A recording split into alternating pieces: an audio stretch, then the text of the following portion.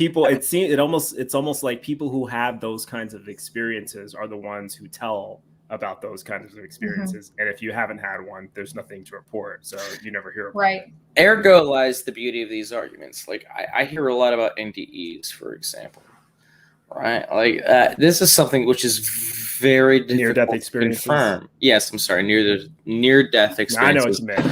I'm for the audience.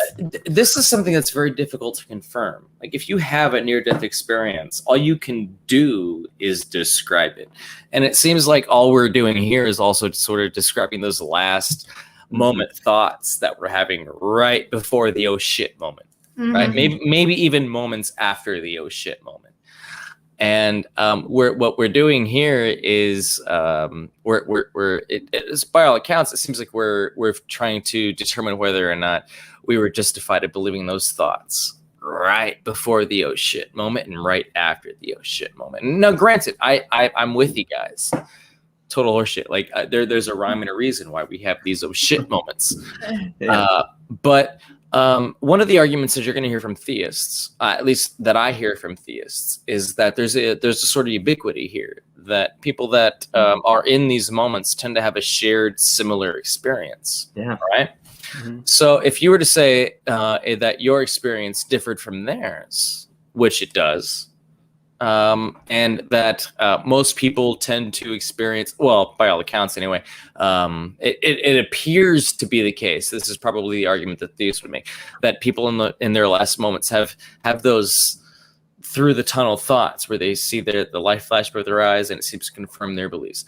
So in other words, my question for you is, given that you went through a similar experience, how do you use that exact same experience as a contrary point to the theists? Or do you merely take the position that I hold a slightly different perspective because our perspectives were slightly different unto itself? Like, in other words, I didn't see the pearly gates. I recognize you did. So there must be some difference here. Or are you saying it's deeper than that? For me, it was more in those moments, it was figuring out what I really thought. Like it was an aha moment on like me acknowledging that I lost the faith. Like it was a moment of clarity for me, I suppose. I'm not sure I've used it as a point against theists, except for to contradict the foxhole argument. Like that's not, at least it's not 100% accurate, even if it's 90% accurate, whatever the number is. It's not always the case that everyone repents at the end and asks God, like that's my only point that I think I've ever made with it. Mostly that was just a clarity moment for me, I think. Yeah. And then I don't use that either as an argument because like even now in this conversation, like I can hear my evangelical past self forming the counter argument of, well, okay, well, if I didn't believe, if I stopped believing, then all right, well, 1 John says, if they went out from us, then they were never of us. So just never believed it. Right? It must be that I was never a Christian to begin with. Right, and so that from that perspective, it's only the believers who have those kinds of experiences rather than so the no atheist and foxhole argument doesn't work because it really only applies to believers anyway. Sure. Right. And I would say that for believers, a lot of them will report that they'll say that they're having the same experience or similar experiences when in reality their experiences are probably just as unique and different from anyone else's, but they don't key in on the differences. They look at the things that are similar and then call it a shared similar experience. Right. It's like people who experience UFO abductions. They often report similar things, but they're not identical. Different things happen to them. They were in different places. It was different timelines, but you look at the details of the story and then they pick out what detail is similar between this story. And then all of a sudden you have a zeitgeist of what a UFO alien abduction is because these 3 things are similar in all of them. But the other 10,000 things are different, but they don't talk about the different things, Right. I think it's the same way with near-death experiences. That makes sense. That's really good, man. I'm so glad you guys were able to tie the bow that I was hoping you guys would be able to tie, because I was thinking after the fact, like, damn, I was way too obtuse, but then Bryce was in there like, no, I got you, bro. The thing about near-death experiences for me, this is what I wanted to say before. One, people are different, right? Everyone's experience is different. They have different levels of indoctrination, different types of they were indoctrinated into different things. They have different experiences in life, and they have different types of near death.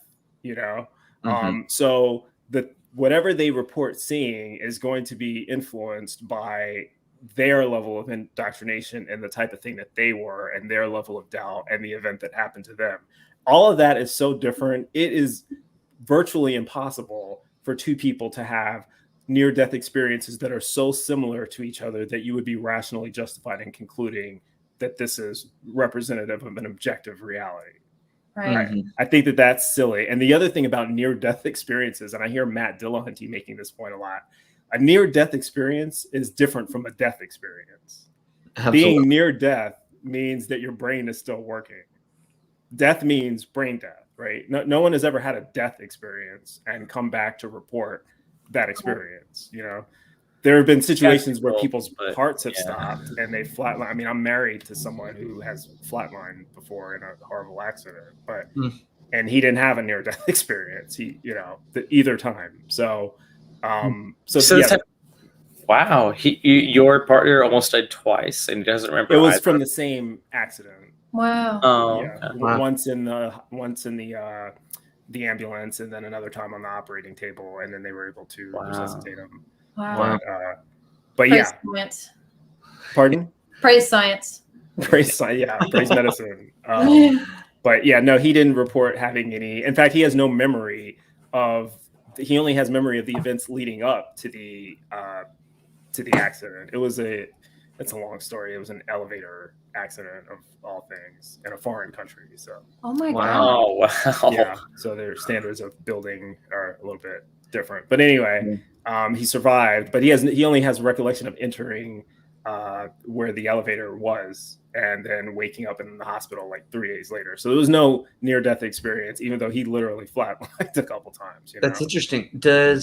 Did he, like, before that, did he have any kind of religious beliefs or spiritual beliefs about what would happen if he died? Not really. I think he grew up in the Midwest, and so he grew up in and around religion, but I don't think his family was particularly devout. He's gay. So Sure. I don't think he took religion very seriously, and so no, he didn't really. He has a peripheral awareness of Christianity and church and all that, but never really. It didn't take. Gotcha. That sounds a little bit like, because I wonder this, but kind of something that you had said a minute ago of us all having these different experiences. We're all different, and we all have different levels of indoctrination. If how much of these near-death experiences are simply based on what our expectations were, like our brains are wired to think this way or to have this kind of experience, and so people who expected Isn't it interesting? Isn't it interesting that when Christians have near-death experiences, they tend to see Jesus? Yeah. And when Catholics have near-death experiences, they tend to see the Virgin Mary. Right. And, it seems to be tied to whatever your understanding of the life after death is supposed to look like. Ego is a very important word here. I see here that there's a person in our comments named Cafe. Cafe says that Terrence McKenna once facetiously joked that we're out of touch with our own soul. That when we finally greet our soul, it's assumed it's an extraterrestrial from another star system. Now, what I want to relate here with is that he's probably not wrong insofar as our ability to relate with these aspects of our ego. I'm glad you clarified that. But when we really analyze this, is it really something supernatural, or is there something more explicable going on here? I want to take something, and I've mentioned this before, and I'm not the only one, but take something like a DMT experience. All right, these people lose what's called their sense of It's ego. defined as. Yeah, the stripping away of the ego. What does DMT stand for, Caleb? Dimethyltryptamine. Okay.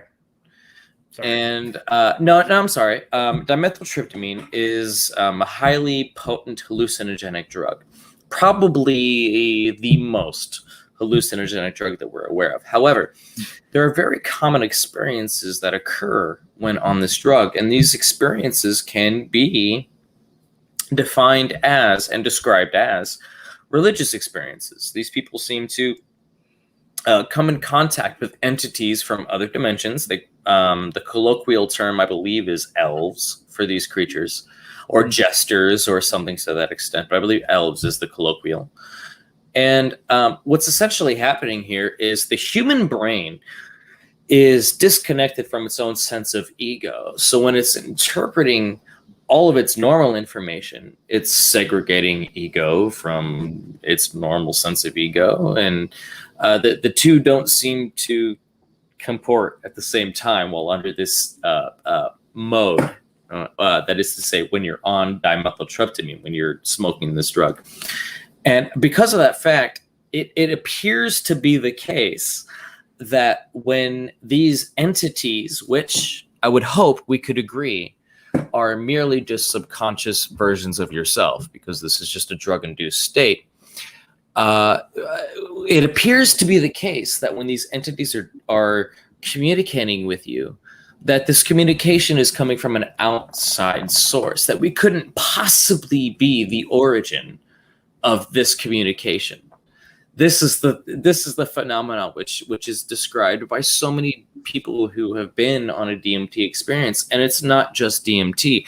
This exact experience is the religious experience. This is people who come in contact with some aspect of their ego in some altered state, and they think because of the conditions of the interaction that this is coming from some outside source. Mm-hmm. So what conclusion can we rationally draw from that? But the conclusion here is that well, I want to ask Monica and Kenny first. If you're, because I kind of know what your conclusion is going to be, but if you are, because the questions ultimately, we're circling back to this idea of the supernatural. If people who are taking this drug are all having what they're describing as a supernatural experience, and Jimmy is going to love me for asking this question. That's Cafe, by the way. If people are all having this experience from taking this drug that they are calling supernatural because they feel like it's coming from outside of themselves, what would we be rationally justified in concluding here about the spiritual or the supernatural? Does it make sense to think that they are actually having communication with something outside of themselves, or an interaction with something outside of themselves? It's similar to like how I used to think that prayer worked. Like I'd lay in bed, like praying to God, and I have all these voices in my head telling me what I should do, or, you know, like the solution to the problem, or forgiving me, or whatever it is. And I felt like it was another voice, but really it was just my, I guess, ego speaking to myself. And I was, you know, relaxed or whatever. So that kind of sounds on the same page. Yeah, I think that I don't know, maybe if there is some kind of outside force, that it has to be very uniquely linked to every individual who has these experiences and knows their experiences so well that it can present itself in a way that they understand, right? Like this has to be a very sophisticated being, right?